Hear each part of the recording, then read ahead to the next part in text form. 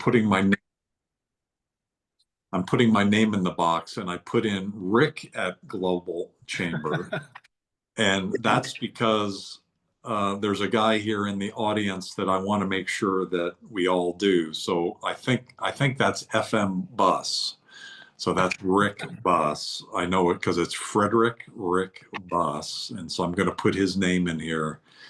And hopefully he doesn't get upset at me putting his name because he doesn't want to be incognito. He's an amazing guy, and I'd like to introduce him to you sometime during this hour, Jim. I'm Doug Brunke. I'm the founder and CEO of Global Chamber, and one of the best things that's happened to me over the years is be introduced to Jim Huang. He is an extraordinary leader, and you know he's a great leader because he's always there. He's one of the people that I just feel like I can always count on. And so when we did the Altos Bank event a couple of weeks ago with Dr. Sanjeev Kagram and the team that's putting that together, they've got an amazing vision to create the next best Silicon Valley bank, a better Silicon Valley bank. And it's in its early stages. It's been together less than a year. And we decided to put together a small program at the bank for global businesses. And I mentioned it to Jim, it's like, I'll be there, and so he used to be in the Bay Area. He moved to Seattle, so he had to fly down. He always knows everybody somewhere. So undoubtedly, he met like 1 million people while he was there. And in fact, well, we were in the office, I think, right? That wasn't there that real estate company that's like right across the street, and they came Yeah. into the bank, and you knew them. Was it an EXP group or something? No, it was Carlos. His founder from Intero was Gino Bafari, who later on ran Berkshire Hathaway. He was on the commercial farm, so I knew literally everyone in his stack for the last 20 years. And even when Gino moved off, and Tom, just everyone in their group. And he's like, oh, wow, you knew all of our franchise owners and everything. But this is why showing up, being involved, and I would say through, and Ellen knows this, and many of you here, volunteering, Doug, you get a lot out of volunteering. And you don't get it right away, but the friendships and opportunities come in later when they know who you are. And it's just volunteering so much in commercial trade organization and residential, Doug, but that's how I got to know most of the people. But you could always meet new people, and Carlos and I are connected. And now we're going to talk some more to, re-catch up in the commercial real estate world. Now that we know we're friends and we have mutual friends, it makes it each much better. But thank you, Doug. It was a pleasure. And hopefully maybe with Tom, he can speak to this group, because we'd love to support and help, because he wanted to talk, because he knew with AltoSpec, besides crypto and being open-minded on this, he wanted to do real estate and real estate finance, and having that void with Republic and SVB going out and being open and knowing the CEO directly and Dr. Congram. I think he'd be great to speak and share opportunities of what he's seeing, to talk to the CEO of a bank. That's huge. Cool. Yeah, definitely invite them, or make the connection as you go. And the way you're talking, I also like to just emphasize, that your positivity and your professionalism is, and the concept that you have of being there. I know when we first met over the last few years, you're visiting Korea and meeting Dr. Yun, and I think didn't you meet Colin and Christy I in met Manila, Colin in the right? Philippines. He's Yeah. amazing. The AI guy. He actually created, and just to let everyone know, this is the Global Chamber. Utilize Global Chamber when you travel anywhere in the world. And Anita, reach out to Doug or Luis, and he will just connect you with the most fabulous people. And and they'll take you out to lunch or dinner, and really have great conversations. So Doug, thank you. I mean, but that's the biggest advantage of Global Chamber, because you do know everyone and you do connect with great people. So Colombia, I'm going to be in Bogota and Medellin, Doug. So if you know any good people. And Luis, I will be down in your neck in Mexico soon enough, but it is in South America to do some development projects. Yeah, so yeah, happy to do that, and maybe the tie-in to my last call. I was talking to a fellow named Taran Kopra, who sold his very large insurance business, Clements Worldwide, to Gallagher, and so I Yeah. think we all know Gallagher. So Oh, yeah. over a year or two, he was the president of Clements, and he went through that transition. He, like you, is on the global board for Global Chamber, and so he and I were talking, and something that we both agree on is there's so much good going on that some of which we're facilitating, but Global Chamber has reached a point where, to me and to Taran, and probably to others, it feels very ad hoc. There's a lot of things that are just happening that are good, but where are we headed? What's the next step, and how do we pull this together? And quite honestly, this real estate conversation started in a similar way, as like, I know there's something here, and you know that there's something here in terms of what we should do. And ad hoc isn't the right word for this that you've put together. This is more, hey, there's something here. Let's put a platform together, and there's a vision here that we haven't fully articulated to everybody for next steps that's going to be valuable for everybody. And there's a lot of things going on like that at Global Chamber, and combine that with a new system that we're installing. And Cesar and I are kind of beat to death and really tired. We got together last night, saying, after the last meeting with Colin, actually, we had a meeting with him in the Philippines virtually. And so it was about 10 o'clock Puerto Rico time with Cesar, and I gave him a call after the meeting, and I said, "Are you tired?" And he was tired. I'm tired, but we're both really enlightened and empowered and inspired by the opportunity and the positive things that are happening. And that's brings me back to you and how inspiring you are, that you see the possibilities, that you've experienced some of those things. Yeah.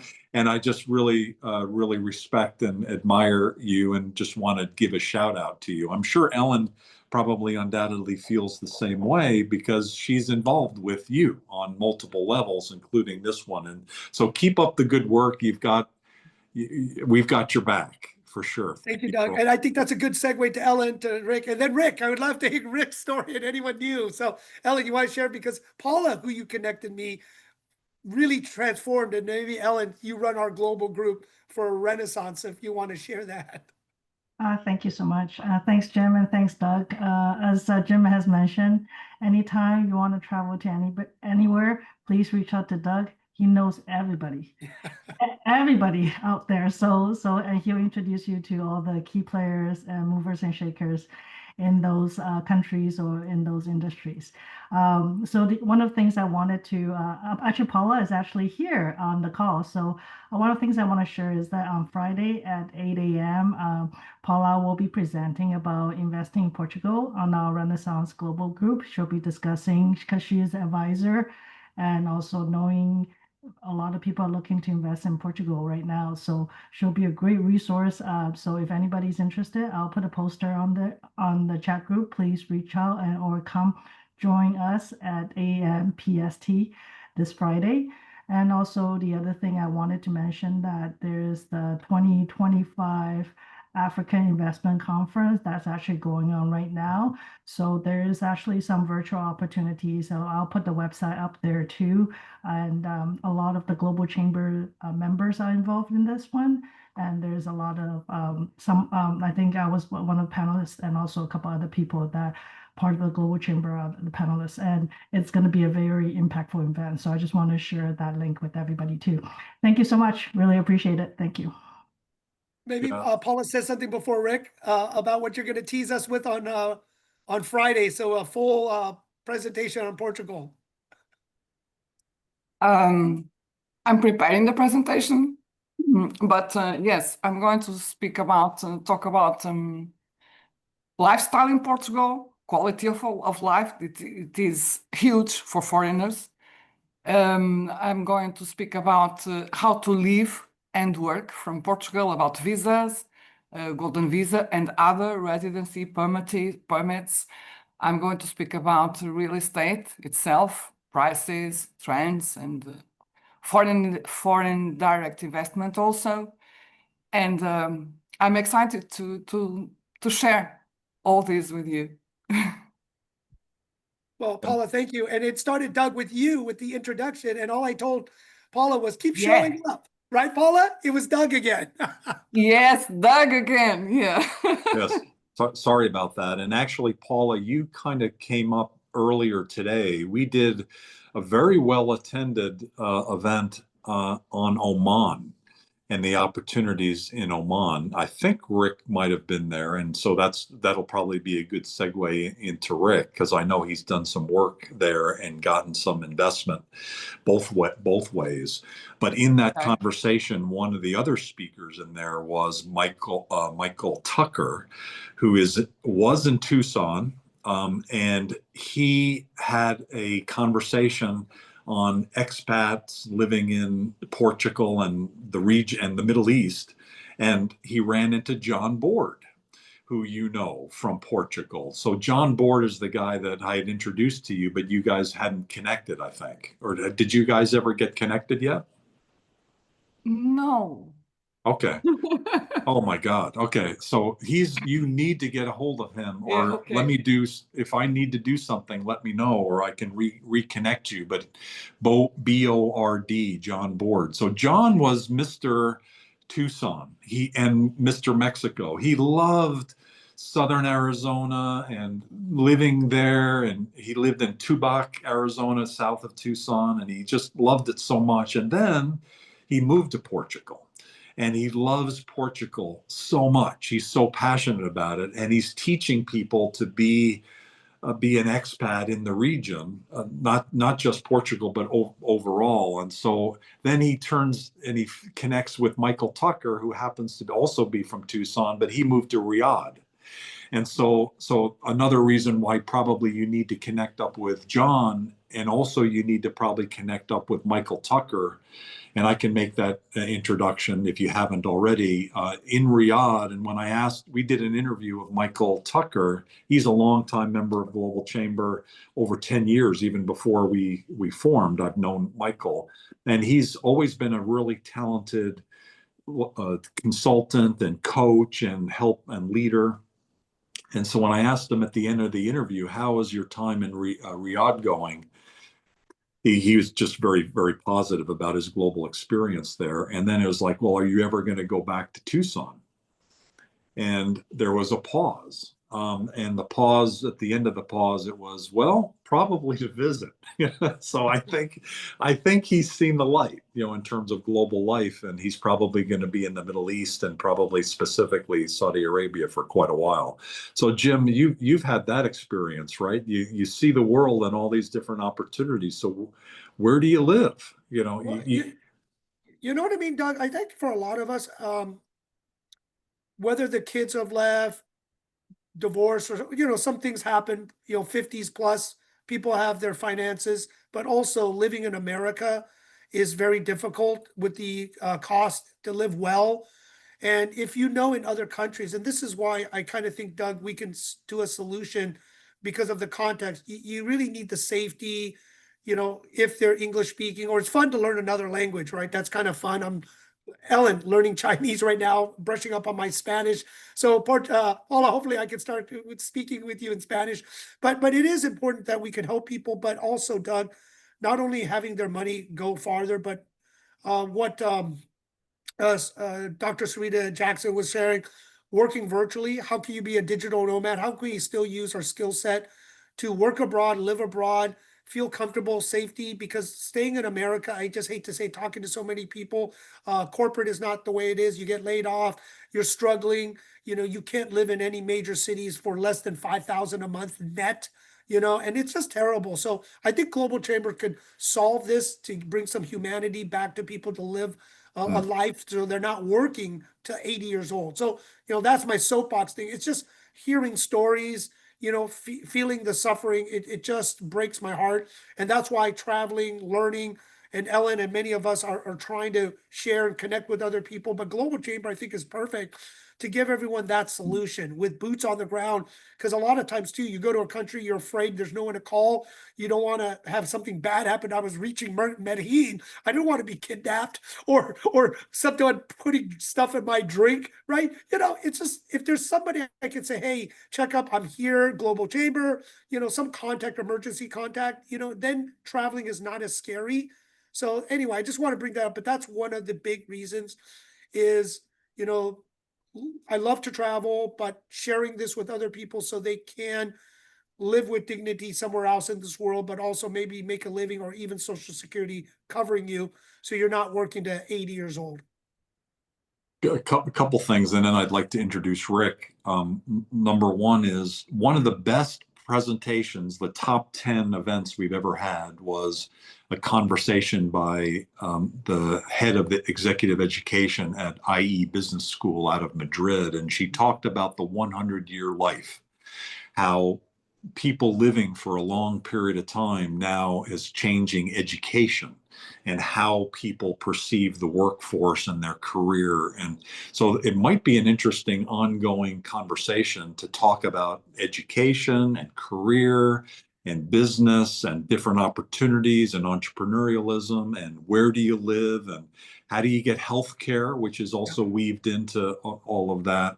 You know, so I love that. And the other, before I forget, before you go to Colombia, if you haven't seen the Anthony Bourdain show on Colombian food, that's a good one. It was, I think, in season 1 of his programs, I think number 3 or 4, that he traveled all over Colombia. Colombia to him was one of his favorite countries, and he talked about Colombia in terms of like beautiful, amazing people, and a total disaster.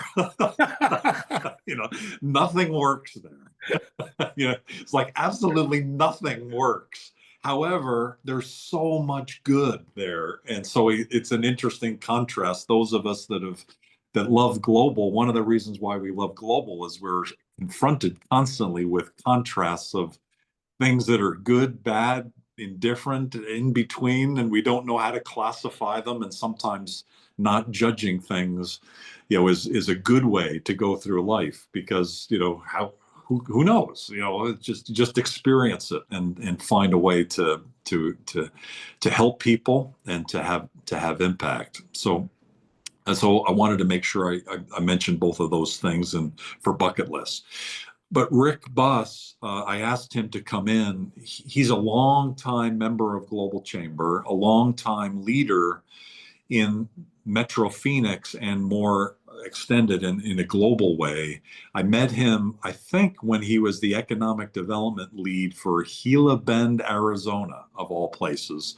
And he subsequently has been leading economic development in a variety of different regions of the Phoenix metro area. And as part of that, primarily on the west side of Phoenix, through his own very deep connections in the community, he's been very successful not only in developing with real estate and on economic development and with business within the region, and now he's got a broker's license, and so he's actually doing some real estate as well. But his connectivity and his vision and the impact that he's been having within the community there and in investing with Oman and other countries coming into the region, the connectivity that he has global, and his Japanese, including that. And he and I have a shared love for Japan. And so sometimes we'll have some sake or Japanese beer together, and I really appreciate that. But I asked him, as now he's kind of come back and has a little bit of time to give to Global Chamber. He's come back as a member individually instead of through some of the organizations that he's been part of. Most recently, I think the city of Peoria, Arizona, to just say a few words about some of the things that he's involved with. Rick, are you there? Did I say something? I am. Okay. No, Did I say anything? yeah. How much did I say wrong there? What should I apologize for? It's actually one of the amazing things about Doug is that not only does he know all these people, he knows all their backgrounds and probably where their children are going to college, right? So he's pretty amazing. So can everybody hear me okay? Can Not do. okay. Yeah. Yeah. So, but You thank look at you. you have a little bit of a Gavin Newsom thing going on. I get that. I also get the Jon Stewart thing all the time, Yeah. I try to parlay that into free drinks at restaurants, and my wife gets on me about that.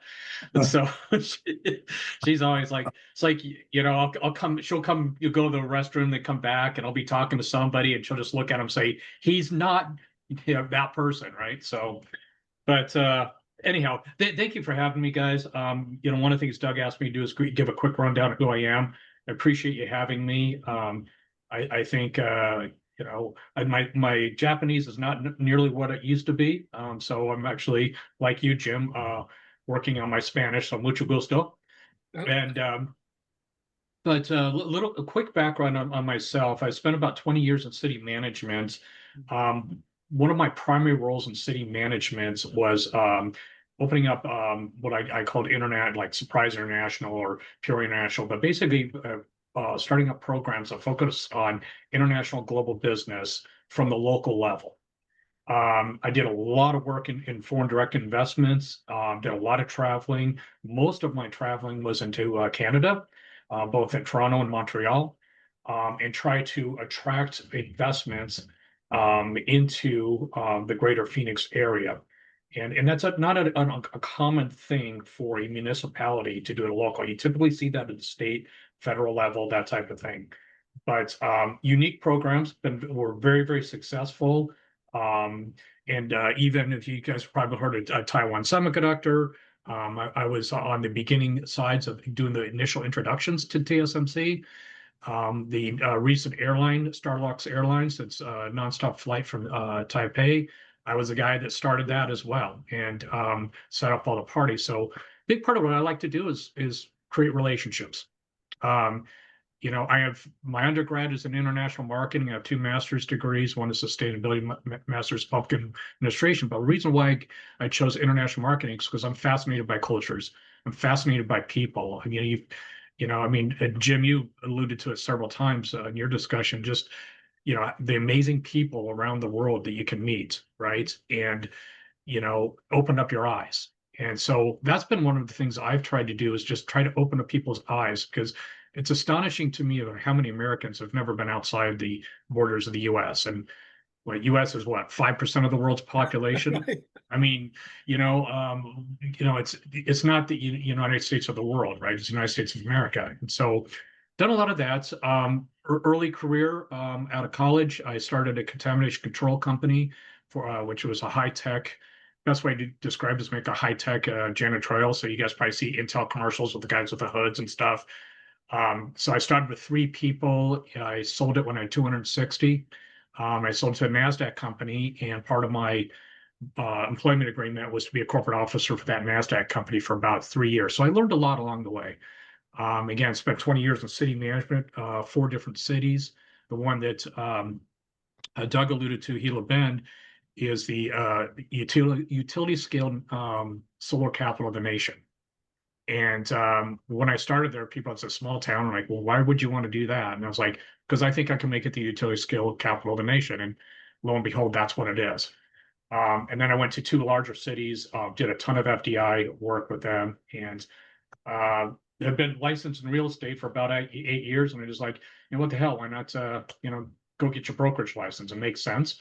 So I've done that. Started an LLC called GSD Partners, which means get stuff done, or you can substitute the S for something else if you'd like.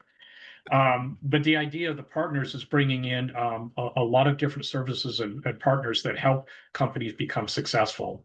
So it's one thing where you have companies that come here and they say, I'm going to put down roots in this area. Most of the time, once they've signed the paper, said, hey, I'm here, the economic development people bolt. They don't help them be successful long term. So part of I call it onboarding concierge service. So it's one thing, okay, we'll get you, your spot, your real estate, get you up and running. Now I'm going to help you be successful long term and aligning you with partners to get you there. So I currently, that's kind of a GSD is somewhat of a side hustle that's becoming more and more full time. I do work for a private family office. That's the family is out of northern India. And it's an interesting play, folks. It's a new experience for me because I've only met one member of the family, and so but they are heavily into real estate, in particular energy and utilities, building power plants, things like that. They do residential home sites, things like that. But that, and I think about 2.5, 3 minutes is a quick rundown of me. I'm very grateful to be part of this group, and really enjoy getting to know each one of you. Thank you. Hey, Rick, quick question. Did you know Yeah. Jennifer Stein and David Valenzuela at Peoria? I know both. Yeah, Okay, I mutual friend. they Yeah, both, good friends. yeah. So know Jen and David very well. They actually both used to work for me. Okay.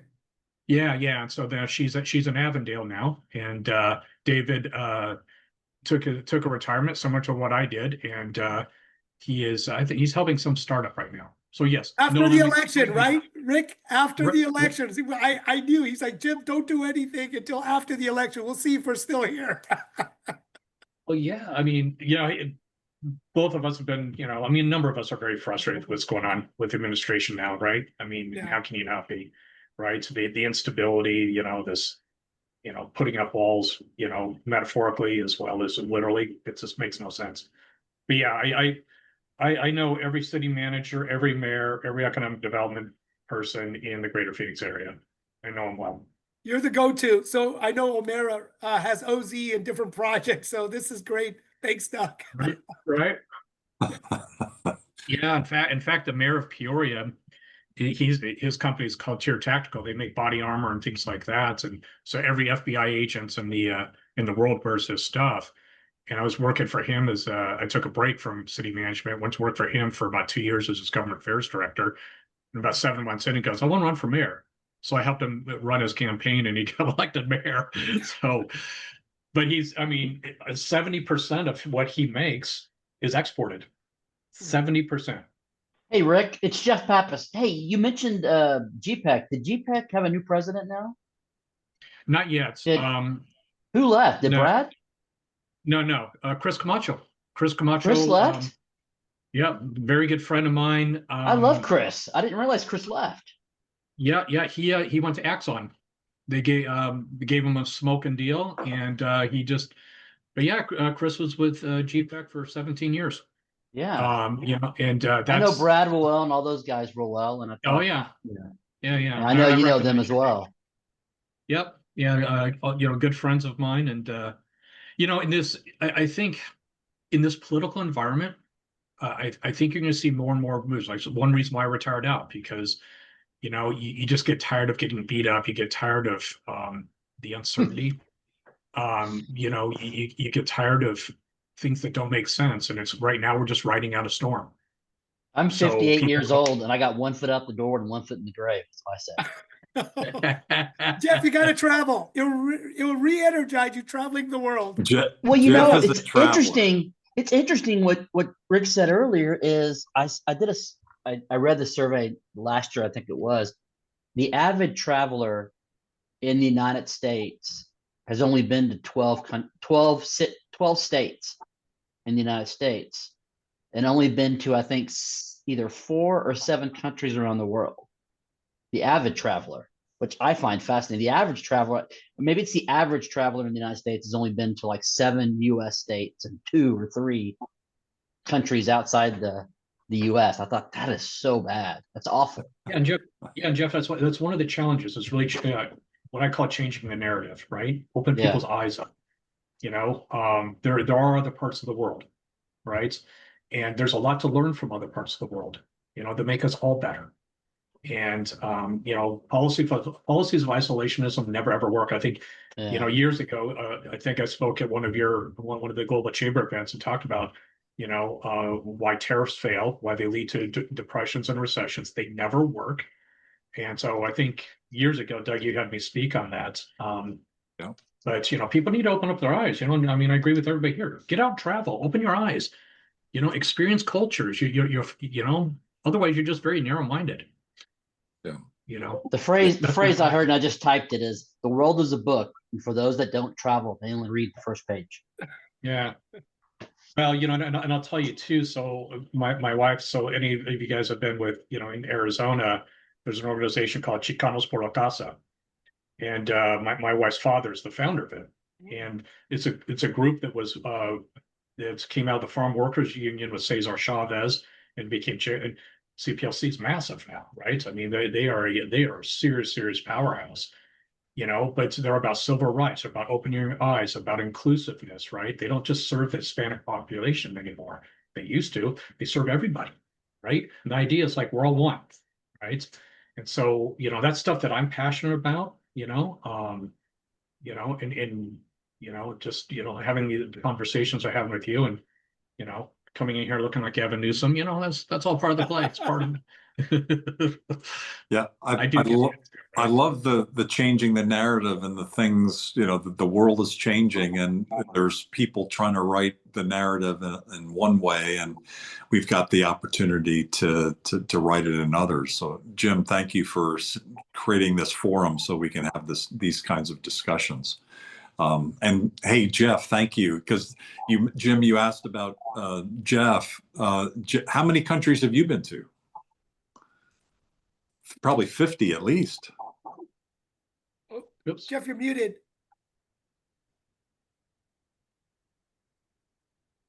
I am at 44. Woo! If I remember correctly. You're getting up there. I'm at 48 states. Missing missing Maine and North Dakota. And I'm at 44 countries. Okay. I'm only missing North Dakota, and I went to Maine with my wife in our first year of marriage on a vacation. So that's sorry, 45. I was in Jordan a couple weeks ago. So 45. Sorry, 45. Oh, okay. I had to add Jordan to the list. Oh boy. Doug, for fun with this group to help traveling. So Jeff, I'm traveling in Colombia. If you know anything that you could share, but Doug, maybe you put a list, domestic and international. We share with everyone how many countries globally, domestic, and we can reach out to those individuals to get advice, because the worst is showing up in a city, not really reading the tour book. I ask ChatGPT everything now and figure out. Where in Colombia? Where in Colombia are you going? I'm going to go to Medellin and Bogota. Medellin and Bogota. I tell you, I have clients that have offices in both those markets, and I don't know if you're there for fun or business. Either way, I'd love for you to meet my clients one way or the other. So let's hook up, because my clients that are in Colombia right now are looking to vacate and move to another country business. Well, I do a lot of BPOs, a lot of contact centers. Mm-hmm. I do the real estate for a lot of those companies, and Colombia is getting a bit more expensive, but I have some clients still looking at Colombia and really looking at Bucaramanga and some of the smaller markets, right? Cali even to an extent, but hey Jeff, our friend runs and owns Black Horse Coffee, so we could talk offline about a lot of stuff that's going on. Black Horse Coffee. Oh my God. Yeah, I'll bring everyone back and ship everyone, as long as it's not too expensive, some of the coffee when I visit them. Very cool. Yeah, we'll definitely, you're connected and we'll connect you for sure.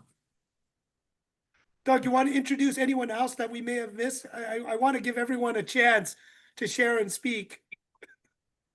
Khalid, how did your lunch with Mona go yesterday with the Global Chamber Orlando? Do you guys want to talk about that or anything else you'd like to chat about?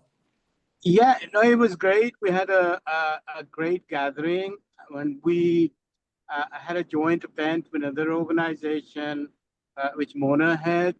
Everybody enjoyed it, and we got some potential members who will be signing up there. And we also had one of the person who was visiting from DR attend, actually, because they happened to be in Orlando. So one thing that I find is that when you advertise for us for these functions in Orlando, there's always somebody in Orlando, and it's great to connect with the out-of-state people who are visiting. Mona, you want to add on to that? Good afternoon, everyone. Yeah, can you hear me? Yes? Yep. Okay, great. Good afternoon, everyone. It's number one is a bad idea to come to these Zoom meeting right after lunch. I can tell you that much. I feel bloated. But anyway, the meeting yesterday was really interesting, really refreshing. We will continue doing this, and the idea was that we have these every second Tuesday of the month. First of all, to raise awareness, and after that, once we raise awareness that we're here, then we are going to be soliciting for membership and planning. I spoke with Jim Cook and also Tamer. We're talking about few things, but one thing at a time. But it was really good. Fantastic. Anything else going on in your world that we should know about? Not really. The Tanzania trip finally didn't happen because my husband is traveling. So my son, I needed to stay with my son. Okay. But she invited me to speak online, which is fine. And we're just working with Paula. We've been back and forth on the Portugal thing. We still have not really finalized anything just because of perhaps some complexities in getting the right people together for the first webinar. Nonetheless, we are making traction and we're working, and hopefully we'll have something soon. That sounds great. Can I say something? Yes, I'm please. on Hi, Paula. We are all very busy, and new things, new partnerships, and new events from scratch are not easy to put up in 1 or 2 days. But I am sure that we are getting it. I'm sure about it. Yeah. And I I'm mean, excited about it. Yeah, also. I am Very sure you excited. are. It's just we make it simple the first time because we're doing this the first time. We'll make it simple just to get the word out there, and then little by little we'll hit our target audience. And of course, we're not gonna know right at the get-go until we try it out. Yes, but to start, we have to do a minimum set of things, and we should only just to target to those things, and that's it. Yeah. Yeah, So I'll be back to the group today, later. Okay. Excellent. Thank you. for this group, I think, Jim, you've envisioned that we'll have a platform and we'll have, I mean, we've been getting to know each other and adding to the group. And so there's probably a couple things we need to do is one is understand what that platform is and begin to implement that. And secondly, and we're ready to do this, is to do some outreach to getting more people involved with this group as that platform comes up to speed. With the system that we have coming in the next couple weeks, we'll be able to do much sharper outreach to people. It's probably going to take another 3 weeks before everything is tagged in the system to do it. So August 1st, we'll be rocking and rolling. I did say earlier, and I wanted to make sure because Jem is on the line. When I mentioned just briefly that I called Cesar, and I think he's in the room because I'm seeing introductions going back and forth. I called him last night because I was so tired. I just beat to death, and I know he's been real tired with the system and all the things that are going on. And in my meeting with Taran, he's the fellow who sold the business to Gallagher, I said, he had asked, how is Global Chamber structured and how is it going? And for Jem's benefit, I said, well, in terms of management, there's about a dozen people that we have at headquarters that are dispersed, and there's a couple dozen really key executive director global advisors that we have, and then we have a dozen are on our global board. And I would say from a global chamber standpoint, core group, I really feel I've been feeling it's really mainly Cesar and I think Jem is starting to enter into that kind of the mechanism because she's so good and so professional and so hardworking, and she understands members at a deep, deep level that is really refreshing to see, and it's inspiring. So in terms of kind of us moving forward, we're continuing to build that structure to be able to be better, to be able to support members in better ways. And even though I mentioned the word ad hoc that Taryn and I were talking, a lot of what we do, including some parts of what we're doing here, feel very ad hoc, probably to many folks.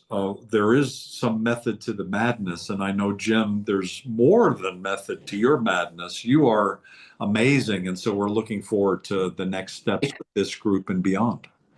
Yeah, so Doug, thank you. I think what it is we want to definitely build a community, seeing the core people we know showing up, putting in, giving everyone opportunities. And Doug, one thing we're waiting for the tech is the AI, so we can form our committee, we can get to know each other by name. Now, Rick, I reached out. I was looking for you on LinkedIn. Jeff, I just connected with you on LinkedIn, and I always say we use LinkedIn because it is a business platform, right? Most people in business around the world use LinkedIn. So it is good, but depending on what Global Chamber is using for AI, so you have more control than using third-party technology, which there's always a cost, or they can cut us off, right? That always sucks, right? We all been there in corporate. So what I'm trying to do is see what Global Chamber is going to come up with, how we can, as we show up to these meetings, get to know each other, and then try to put, as everyone wants, a referral system. So needs, wants, ideas, it could be as simple as just a bulletin board, but it's hard to research because, as everyone knows with emails, right? And I'm glad Google is getting better at this, it gets lost, right? And it's hard to find. So those are the one things that I want to do is, one, make sure we get to know each other. That's the most powerful thing of anything, is the relationship. Two, if we can send and show referrals or what projects we're working on, because just by sharing, right, we all know each other and where to go and ideas. So this is wonderful. And then it's putting the right tech, Doug, so we can communicate and get some business done with each other. And then other experts, like you were saying, with education, like what Paul is doing and many others here, speaking and sharing of other countries, right? Because it's not all about the US, right? And that's what I heard. It's about other countries. And as we do this, Doug, more and more, and we will just adjust around the world, different time zones, because yes, right now US centric, and I know we change stuff to tap into Europe, but there is Asia, there's Africa, Middle East, you know what I mean? Central, South America. So there's so much more. But right now through LinkedIn, Doug, with what you're building is to really help each other get to know. And if you're going to be in business anyway, you should have a good LinkedIn, because we all look to everyone on LinkedIn and see the mutual connection. So if you're not doing it, I don't know if you're doing your business right. So you got to do that. And I think, Doug, with the Global Chamber, connecting us all and controlling the tech is so important. I got other tech we can use, but my worry is we don't have control. And if they ever charge us or do something, and then it's detrimental to our group. Yeah, that makes sense. Does anybody else have any thing they'd like to share? I just like to say, I agree with what Jim's saying, and I think it makes a lot of sense. We all get to know each other a lot better, but there's always this alignment of talents and resources that makes us all collectively much more powerful. And you just you find a model that everybody wins, right? Everybody benefits. But if you do this right, you can create a real powerhouse and one hell of a reputation. That's like, hey, you know what? If you want to get stuff done, you go to these people, right? And the connectivity, and when we're all working together, we become much more powerful. And I'm a huge believer in just high character relationships, talents, and you can have a little bit of fun along the way. Definitely fun, right, Rick? Or why do it? Right. So I love your enthusiasm. It's spectacular. Hey, Anita, how are you? I'm good. How are you doing? You're amazing. Well, so are you. Are you in LA right Yes. now? Okay. So I just wanted to share a couple things and talk about how things overlap. So the reason I'm so happy about this group is because when I first started working with currency exchange companies, I was plugged into the global real estate world. James, you and I met through, I Yes. think, ARIA, and then NAR and everything else. I was active in the South Bay Association of Realtors. And then, when the whole global meltdown in real estate happened, I started also doing domestic business loans. And where the overlap happens, which is so beautiful, is that as part of what I'm doing with the LA chapter of the Global Chamber, we have an export-import or import-export committee and things like that. I moderate a forum, but we are putting together a series, a webinar series, a Globinar series for exporters, as much for people who are manufacturing and exporting already, but also targeting manufacturers who, may not have all their ducks in a row for that. And wherever there is manufacturing, there is real estate. So there is, there's overlap in there. So I wanted to let you know that our first webinar is on Wednesday, the 23rd of June at 11 o'clock Pacific time. And Vince Iacopella, who is one of the top people in trade anything, he is just like one of the most knowledgeable people, and David Harlow, who is a member of Global Chamber. David is going to moderate it. So if you know of manufacturers in the greater LA or Southern California area, let me know. I will get you or put them in touch with me. I want to get them the flyer and get them signed up, because we're really trying to bring new membership to the LA chapter through manufacturing and everything that all the little tentacles that come off of that, which would obviously include real estate. And that's why, Anita, we saw real estate touches everything. And when I was sharing with Doug, and I know, with Jeff, because they always talk to us first with 3PL, with warehouses, manufacturing, logistics.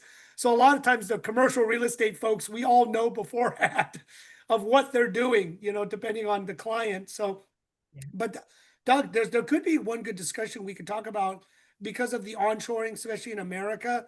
I mean, I know Ellen and we're talking to so many people, right? Especially from China, with Daniel, who brought 200 China businesses, and we are looking to go to China to go to a networking group of 20,000 members, a part of their associations and businesses. So, Anita, these are the things that we can share so everyone can connect, add their input, and build something around this, Doug. So that's why a lot of our traveling, we want to open up if there's alignment or if there's a reason to go to China with some people, or Japan, because I know we are doing more and more in Japan as more.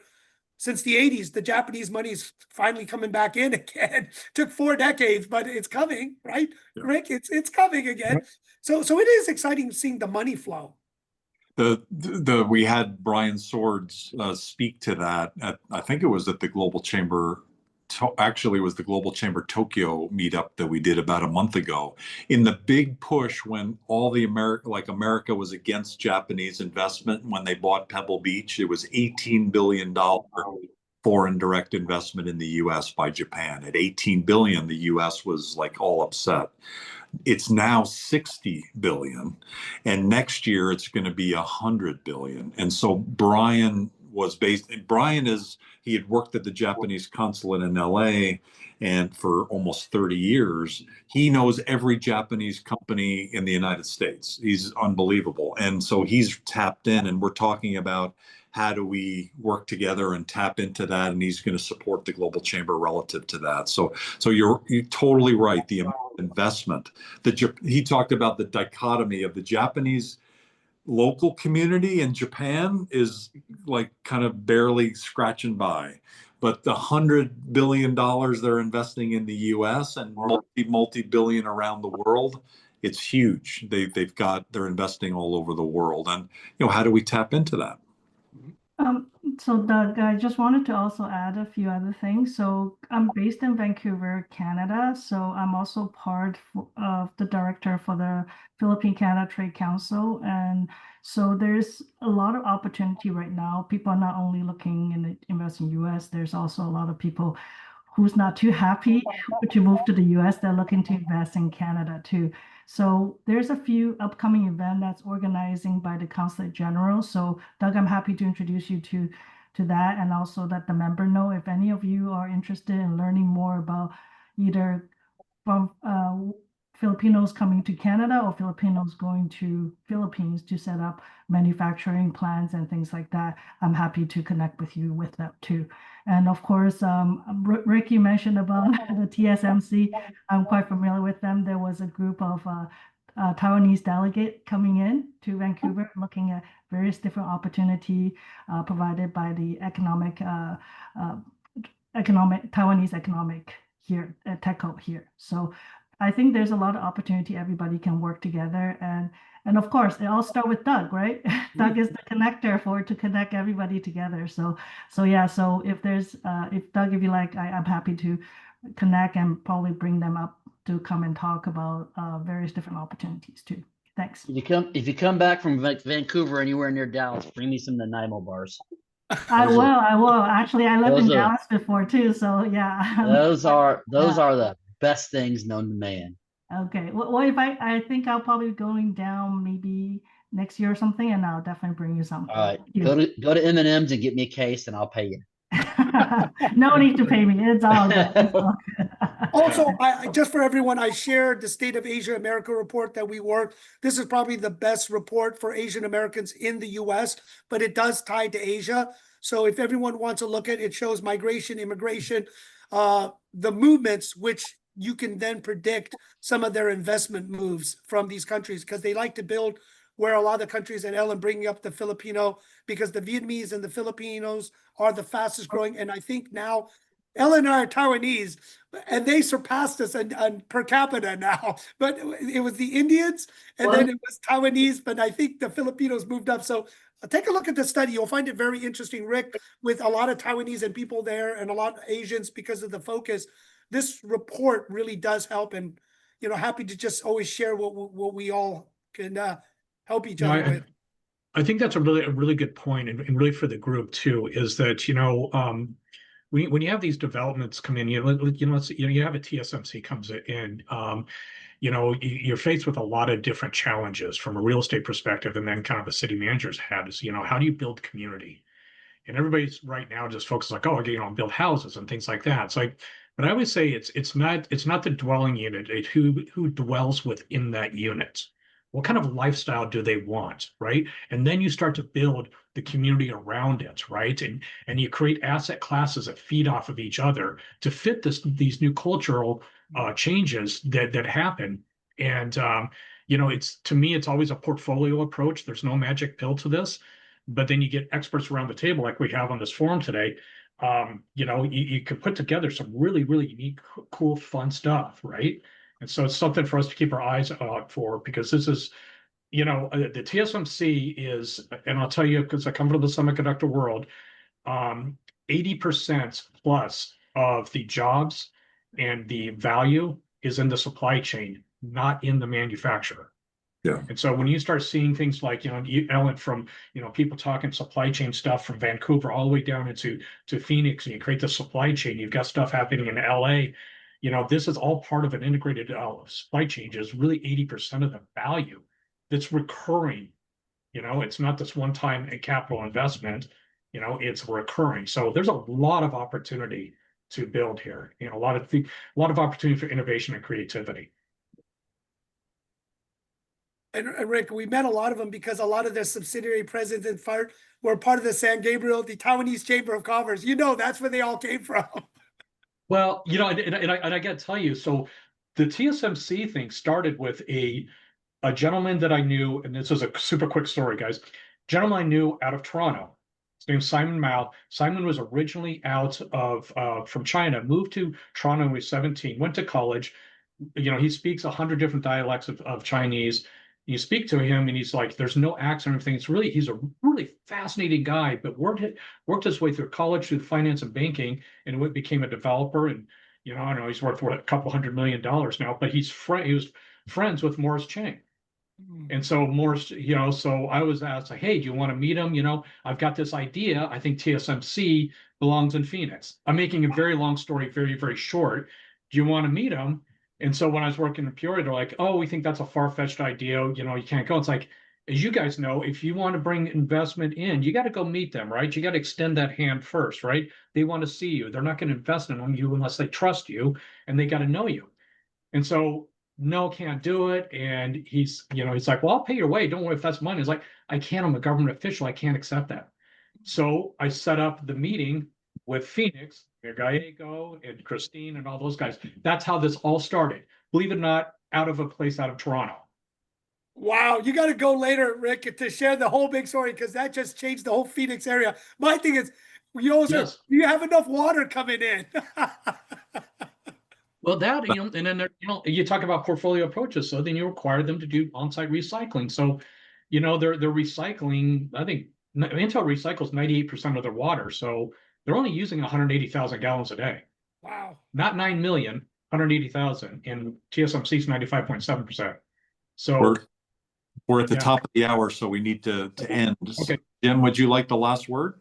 I just want to say thank you. This is what we want everyone to be, and always sharing the LinkedIn like Jeff and everyone else. Let's just use this connecting until, Doug, we figure out what Global Chambers, tech, AI. Let's just use the free LinkedIn. We all use it to research people anyway. So let's just use what we got. And then I'm looking to get the third party without having a large cost. So really, while on the off times, we can send referrals, leads, and kind of have a billboard so we could just talk and chat. And for Anita and Paula and everyone else, Mona, to just share, right, of any activities, what you're doing. Because I think a lot of us like this global event. We like to learn. And when there's opportunities, hey, we'll just show up. This is better than, as many of us, we used to have to fly everywhere all the time. We couldn't just do this. So, hey, this is only an hour of your day. And look how much wonderful conversation. But I just want to thank everyone. The knowledge that I've just gotten today was immense, and looking forward to Colombia. So anyone, friends and relationships, Jeff, let me know. Bring back some coffee for everyone. And all right. If you want one for Bogota.